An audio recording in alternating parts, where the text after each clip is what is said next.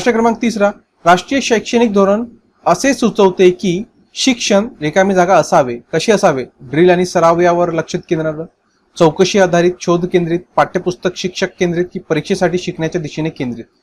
काय म्हणतो नवीन शैक्षणिक धोरण? तर हा म्हणतो की चौकशी आधारित आणि शोध केंद्रित, चौकशी आधारित आणि शोध केंद्रित. तर हे जे शैक्षणिक धोरण आहे 2020 हे 21व्या शतकातील पहिलं शैक्षणिक धोरण आहे आणि आपल्या देशाच्या वाढत्या विकासात्मक गरजा पूर्ण करण्याचं याच्यासमोर उद्दिष्ट ठेवण्यात आलेलं आहे. यामध्ये प्रत्येक विद्यार्थ्याच्या सर्जनशीलतेला वाव भेटला पाहिजे याच्यावर खूप जास्त भर देण्यात आलाय.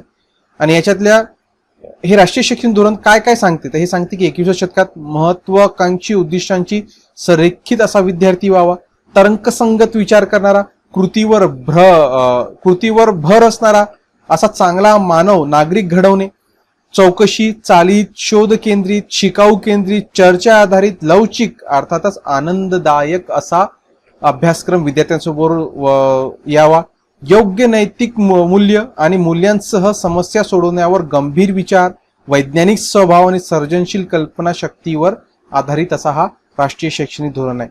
Okay, next